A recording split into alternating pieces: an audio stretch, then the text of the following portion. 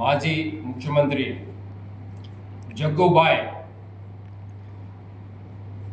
నిన్న deputy CM Pawan Kalyan గారి గురించి ప్రజాస్వామ్యానికి విరుద్ధంగా డాక్టర్ బిఆర్ అంబేద్కర్ గారి యొక్క ప్రజాస్వామ్య రాజ్యాంగం ఏదైతే ఉందో ఆ రాజ్యాంగం ద్వారా ఎన్నికైనటువంటి ఒక డిప్యూటీ సీఎం గారిని పట్టుకొని ఒక ప్రజాప్రతినిధి అయి ఉండి ప్రజాస్వామ్యాన్ని కూనీ చేసే విధంగా అపహాస్యం చేసే విధంగా నిన్న జగ్గుబాయ్ మాట్లాడిన వ్యాఖ్యల్ని మేము ఖండిస్తూ ఉన్నాం. మేము ప్రజాస్వామ్యబద్ధంగా మాట్లాడుతున్నాం కాబట్టి గౌరవించి మాట్లాడుతున్నాం. జనసేన పార్టీ వాళ్ళు కానీ మిగతా పార్టీ వాళ్ళు ఎవరైనా కానీ నీలాగా నీ నియంత పోకడితో నీవు కానీ నీ గతంలో నీ సహచరులుగా పనిచేసినటువంటి మంత్రులు కానీ ఎమ్మెల్యేలు కానీ ఏ విధంగా నోరు జారి ఇవాళ జైలు పాలయ్యి జైల్లో ఎంత బాధపడుతున్నారో మీరు అంతా కూడా కళ్ళారా చూస్తూ ఉన్నారు. నీ వల్ల నీ సహచర మంత్రులు ఎమ్మెల్యేలు కూడా అసహించుకునే విధంగా నీ భాష నీ ప్రవర్తన ప్రజలు చేదరించుకొని నీకు 11 సీట్లు పరిమితం చేసినా కానీ ఇంకా నీకు ప్రజాస్వామ్యం మీద నమ్మకం లేక లేదంటే నీ నియంత పోకడితో ప్రజాస్వామ్యం అంటే ఈ విధంగానే ఉంటుంది, నేనే రాజు నేనే మంత్రి నేను చెప్పిందే వేదం అనే నీ ఒంటెత్తి పోకడి గతంలో లాగా చేస్తానంటే ప్రజాస్వామ్యంలో కుదరదు. జగ్గుబాయ్ తెలుసుకొని మాట్లాడు, లేకపోతే ఇంకా భవిష్యత్తులో కూడా నువ్వు ఇంకా ప్రజల చేత చీకొట్టుకునే పరిస్థితి ఇప్పటికే ఆల్రెడీ చీకొట్టారు. ప్రతిపక్ష హోదా కూడా లేకుండా చేశారు.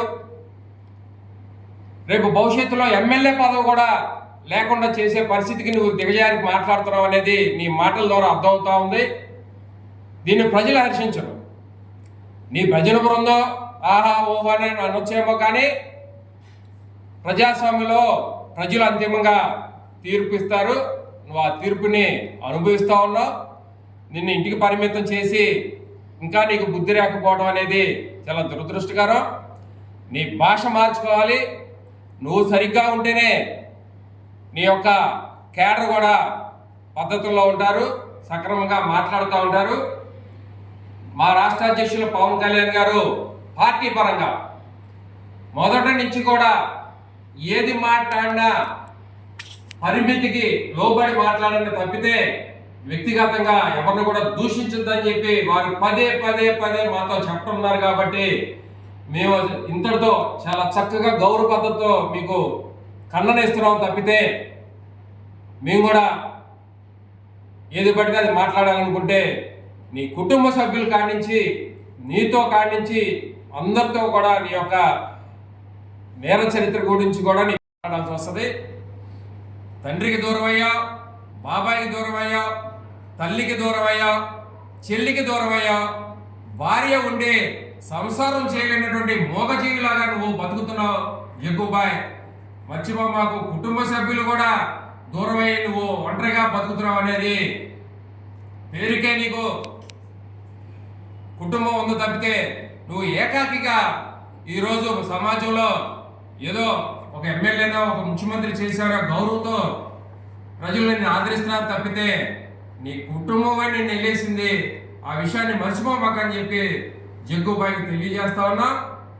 అలాగే నీతో పాటు నీ సహచర మంత్రులు గతంలో ఎవరైతే పనిచేసి లేదా ఎమ్మెల్సీలుగా ఉండి మంత్రులుగా ఉండి ఎమ్మెల్యేలుగా ఉండి ఈరోజు కొంతమంది జైలు పాలయ్యారు.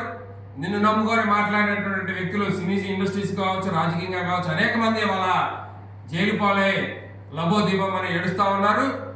అయినా కానీ మీకు బుద్ధి రాలేదు అంటే ఖచ్చితంగా భవిష్యత్తులో మీకు ఆపదలు కూడా రాకుండా ప్రజలు చేస్తారని చెప్పి ఖచ్చితంగా మేము ఏదైతే చెప్తా ఉన్నాం, జనసేన పార్టీ ఒక నిబద్ధతతో ఏదేదో రాజకీయాలకు పూర్తిగా విభిన్నంగా ప్రజాస్వామ్యం డాక్టర్ బిఆర్ అంబేద్కర్ గారు ఏదైతే చెప్పారో దానికి అనుగుణంగా రాజకీయాలు చేయాలని చెప్పి పవన్ కళ్యాణ్ గారు మొదటి నుంచి చెప్తా ఉన్నారు. దానికి లోబడే రాజకీయాలు చేస్తాం. రాజకీయం ఏదో పదవి వస్తే మా స్వార్థం కోసమో లేదంటే కాంట్రాక్టుల కోసమో వ్యాపారాల కోసమో ఇసుక కోసమో లేదా ఇంకోటి మద్యం కోసమో పనిచేసే పార్టీ కాదు జనసేన పార్టీ. ఎప్పుడూ కూడా ప్రజల కోసం పనిచేసి నిరంతరం తప్పించే మా రాష్ట్ర అధ్యక్షులు పవన్ కళ్యాణ్ గారు, అలాగే కేడర్ కూడా, అటు వీర మహిళలు కావచ్చు, జన సైనికులు కావచ్చు, స్వచ్ఛందంగా ఎవరి కష్టార్జితంతో వాళ్ళు, ఎవరి జేబులో రూపాయి వాళ్ళు ఖర్చు పెట్టుకొని ప్రజాసేవ చేస్తున్నారు. ఇది భారతదేశ చరిత్రలోనే కని విరిగినటువంటి ప్రజాస్వామ్యం కలిగినటువంటి పార్టీ జనసేన పార్టీ.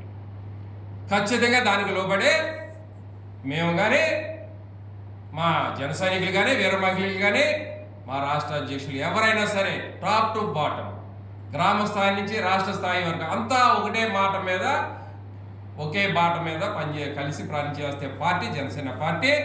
అది గుర్తెరిగి నువ్వేదో రెచ్చగొట్టే మాటలు మాట్లాడి మమ్మల్ని కూడా మా నోటిని అపహాస్యం చేసే విధంగా ఏదో చేద్దామని నువ్వు కళ్ళ కంటే కుదరదు. అది నీ పార్టీ, నీ నాయకులు, మీ కార్యకర్తలు అలా మాట్లాడతారేమో కానీ నువ్వు మాట్లాడమని చెప్పి మేము తెగబడి మాట్లాడాల్సిన అవసరం లేదు. ప్రజలు అంతిమంగా మనకు తీర్పిచ్చేది ప్రజాస్వామ్యంలో.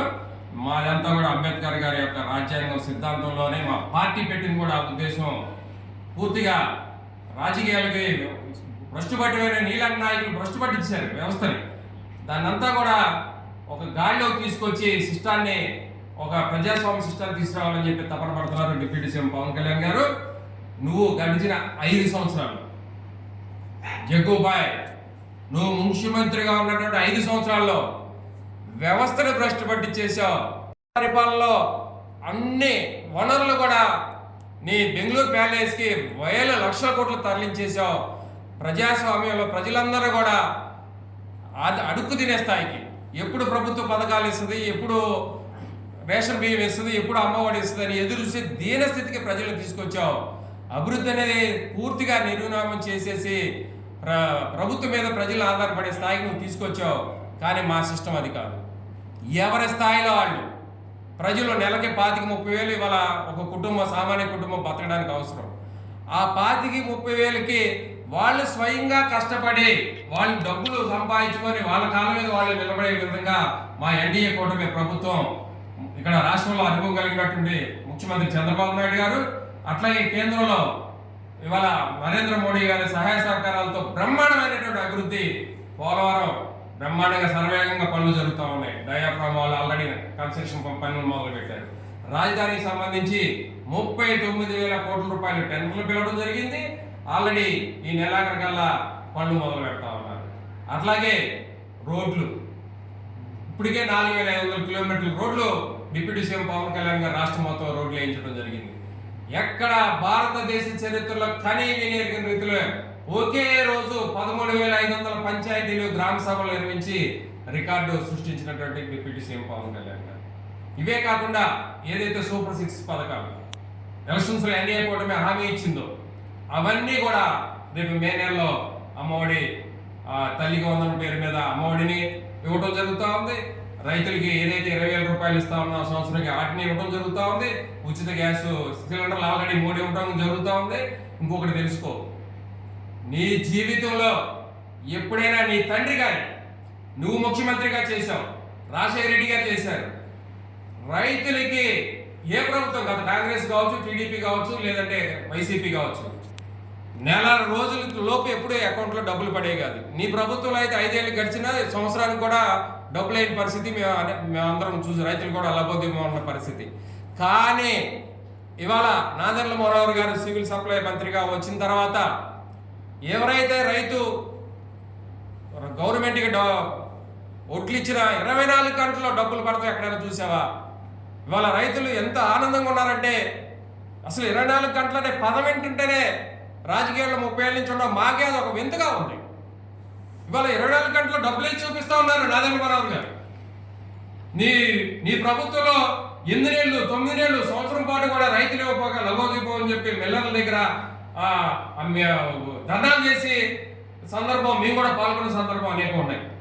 మరి ఇది అభివృద్ధి అంటే ఇవన్నీ చూడలేక జగ్గుబాయ్ నువ్వు కుళ్ళి కుషించిపోతా ఉన్నావు. నీ మాటల ప్రెస్టేషన్ బట్టి అర్థమైపోతా ఉంది. వీళ్ళు మంచి పనులు చేస్తా ఉంది ఈ కూటమి ప్రభుత్వం, వీళ్ళు ఏదో రకంగా బురద జల్లాలి అని చెప్పి తాపాత్రయం అనేది నీలో చాలా స్పష్టంగా కనపడతా ఉంది. ఖచ్చితంగా నువ్వు ఎన్ని కుళ్ళుకు తంత్రాలు, ఎన్ని సోషల్ మీడియా ద్వారా పవన్ కళ్యాణ్ గారిని అసత్య ప్రచారాలు చేయాలనుకున్నా కుదరదు. చూస్తా ఉన్నారు ప్రజలు, మంచి ఏంటి చెడు ఏంటి అనేది గ్రహిస్తా ఉన్నారు. ఖచ్చితంగా మంచి ఎప్పుడు కూడా నిలుస్తుంది అనేది, నీకు 11 సీట్లు దించేసిన రోజే మంచి విజయం సాధించింది అనేది నువ్వు గుర్తెరగాలి. అలా కాకుండా ఒక నియంతలాగా ప్రవర్తిస్తే ప్రజలు చూస్తా ఊరుకోరని చెప్పి జగ్గుబాయిని హెచ్చరిస్తా ఉన్నాం.